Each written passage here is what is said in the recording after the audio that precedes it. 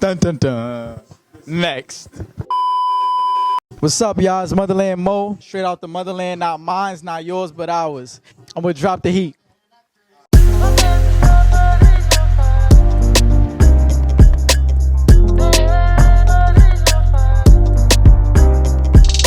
And we here. Drop the heat on a very special edition right here in Brooklyn, New York. Hold on. I gotta do it to you. I do it to everybody. I gotta do it to you. I did it to Gunner, so I'm definitely doing it to you. Who are you? It's Moedot 718. Moedot 718. What's good, my brother?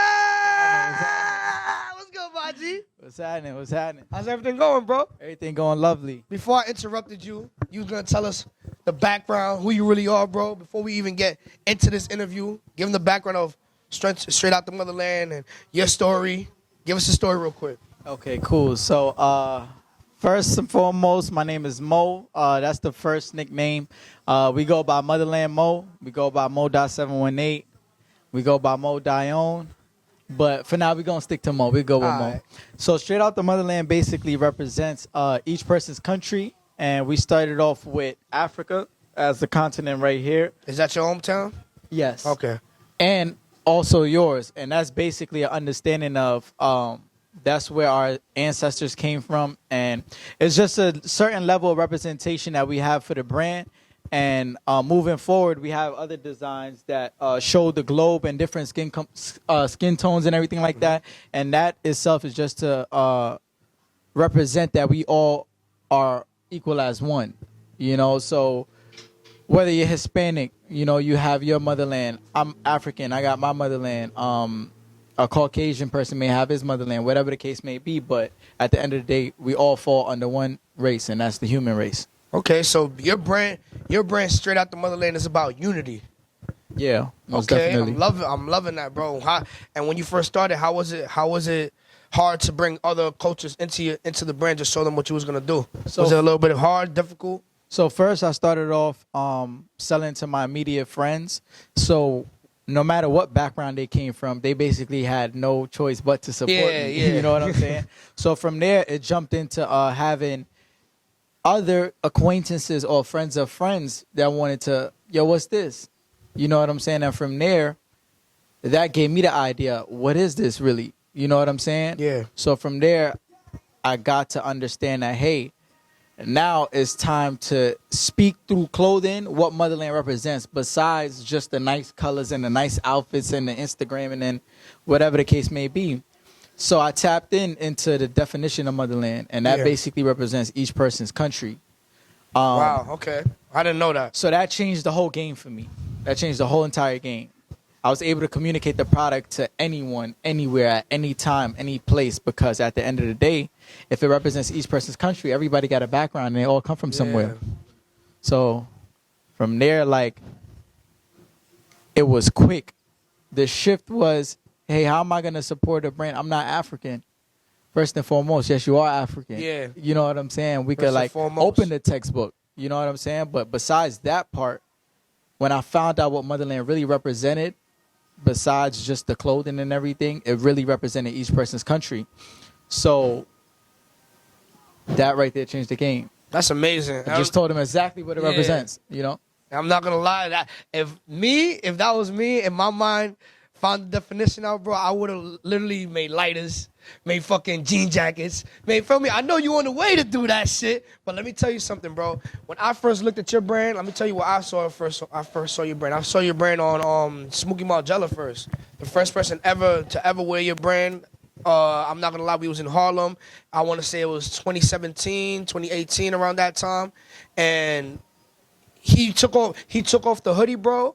And the reason I looked at the hoodie so like in depth is because he took off everything and threw it in the studio except that one hoodie. He took the shit off and he said, Smokey. yeah, he took it off and he was like, now hold on, don't throw that over there, put that right here. And he put it on the couch, bro.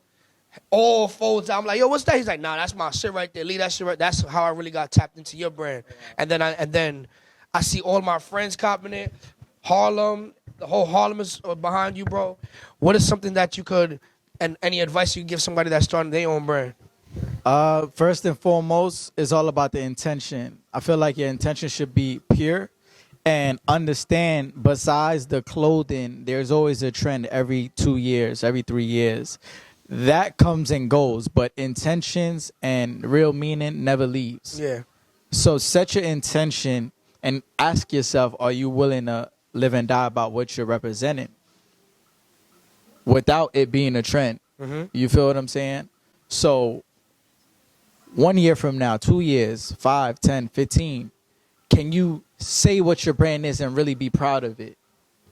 Before the clothing, before the hoodie is made, before the shirt is made, can you look at somebody the same way from when you first started till you being 10 years in? Is it the same feeling? If it's not, then cool. You know, some people may have other goals. Other people may be in it just for money, whatever the case may be. But when it comes to a situation where you're trying to create something for years to run within the age group that you are now, and when you get 15 years older and still wanted to run within that age group, are you willing to rephrase what it means over and over and over? Wow. And will people understand it? Wow.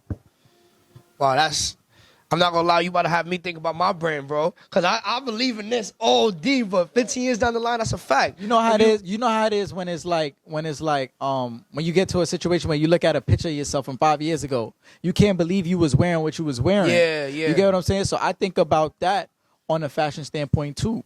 You get what I'm saying? If I'm selling hoodies in 2018 and people are looking at pictures from them 5 years ago and they don't like how they look, what does that say for my brand? They might not like the outfit that they've been wearing. Yeah. So it's like I take that to a certain extent.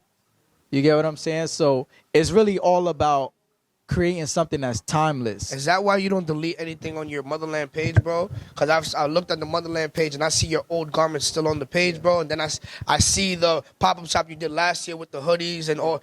Like, is that the reason why you leave it there so people can see the growth over the years? For sure. It's a photo album, you know? Yeah. It's a photo album. Instagram is just the app, but it's a real life photo album. Those photos will be, you know, stored somewhere a couple years from now. We just giving it to, at this day and age, people use Instagram and TikTok or whatever the case may be. So that's what we keep open to the people. How old is Straight Out of the Motherland?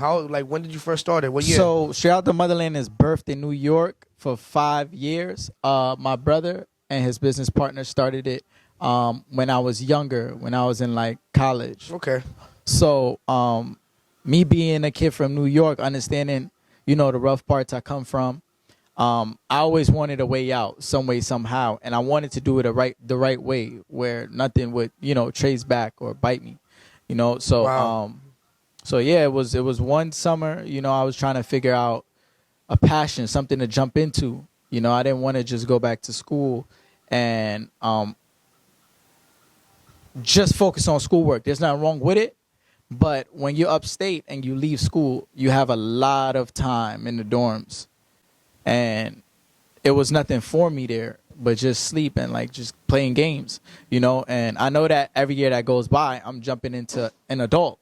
You know what I'm saying? So that summer I took time to see if I would want to possibly maybe go to school in the city and work on something.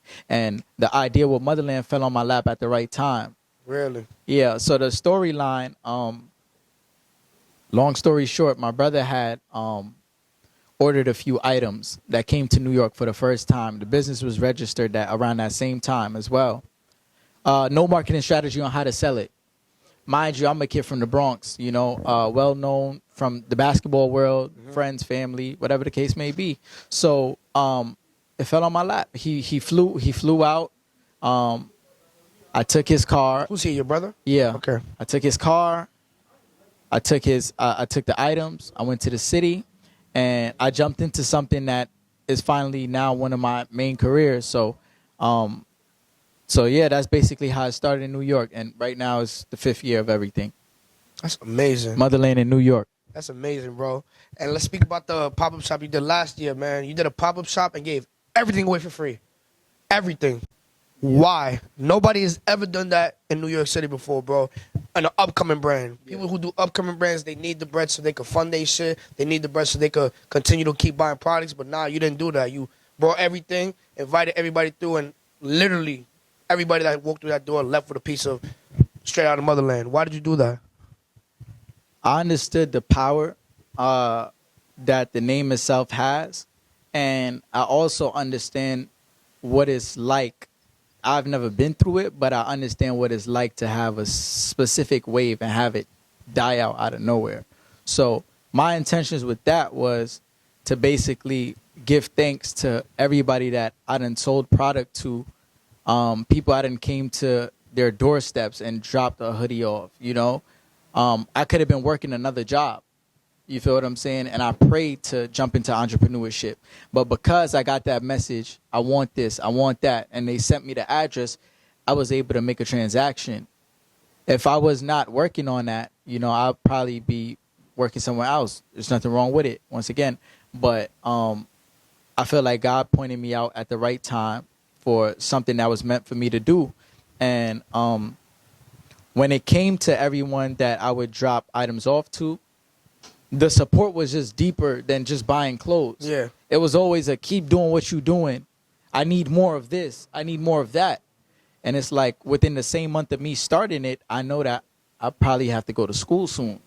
And it just jumped into, you know, the energy just shifted, and it was like God telling me like this is meant for you. Calling, yeah. Motherland represents something. You aren't doing anything to harm anyone, no shape or form. Mm-hmm. And I know that if I'm able to, if I'm able to get a specific blessing from God, I know my intentions is pure to bring it back to the motherland, to my motherland, to your motherland. So it's like the faith that I took wasn't more of like accountability with finance, but it had to do more of like a situation where move with intentions and God will cover the rest. I'm 5 years in now. Like that did not affect me no shape or form. You know, times may get hard, but at the end of the day, I'm still here, and I'm doing another pop-up shop. Yeah, and we in Brooklyn, by the way. The last pop-up shop was in Soho. Yeah. Was that the last one, or did you have one in between? Soho. That was the last one. Yeah. All right. Over the years, bro, your connections have gotten stronger. You have met a lot of people throughout the years. You've met a lot of celebrities, people who are upcoming, basketball players. You feel me? I interviewed Gunna in February, and I seen you giving one of your pieces to Gunna, bro. How was that? It felt... Not how was that? How did you even get him to have a piece of Straight Outta Motherland? God set that up. Yes, sir. I don't really have no other like way to answer that, but God definitely set that up. I was able to meet him at his highest peak, you know, Free Gunna, but I was able to meet him when his album went #1. Yes. You know what I'm saying? So it's like I've always imagined whatever I created was appreciated at the highest level possible.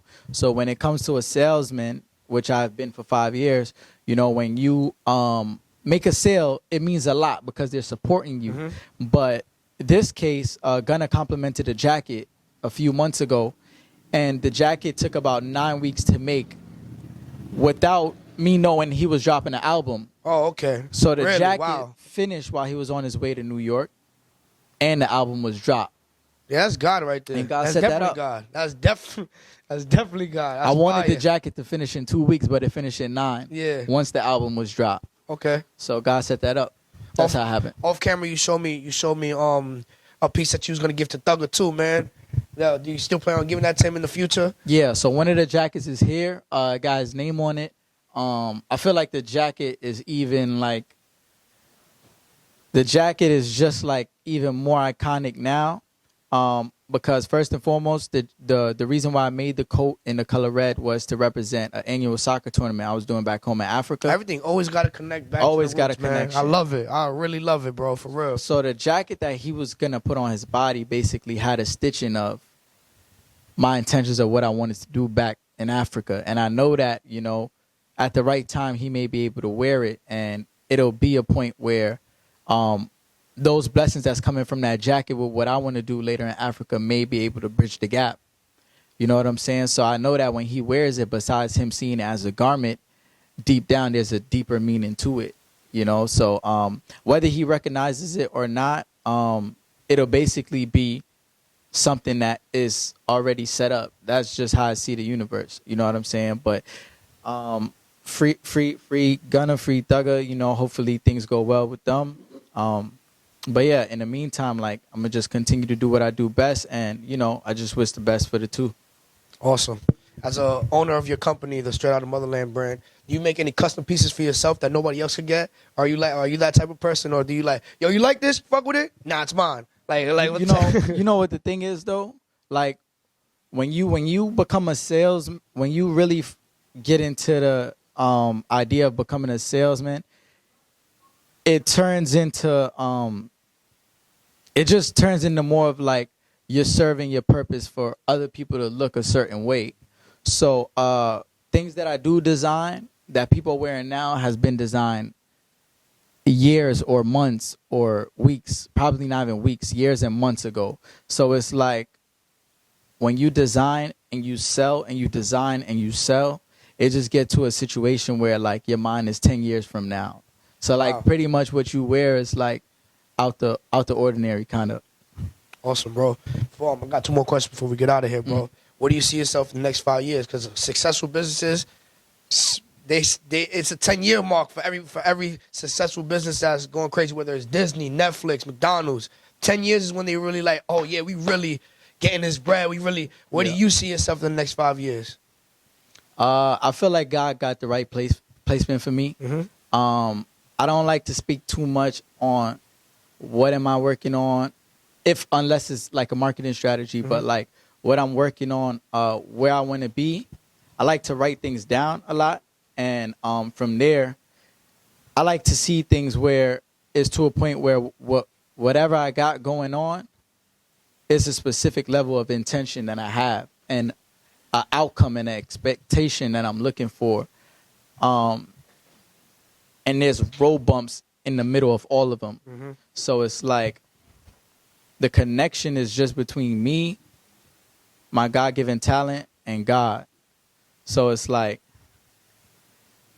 I can't really exactly answer it because I feel like that's just the connection. It's very vague. Yeah. Yeah, I understand. So, but good things, real good things. You know? Awesome. Last question before we get out of here, man. Is there anybody that you haven't got to get your clothing to that you would love to get straight out of the motherland to them? Like whether it's a singer, a soccer player, Messi, anybody, bro. Is there anybody that you would want to give your piece to that you could say right here on Drop the Heat? That you never even imagined them having your piece?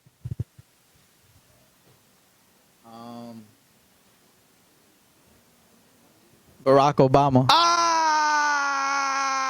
I'm jacking that. I'm jacking that all the way.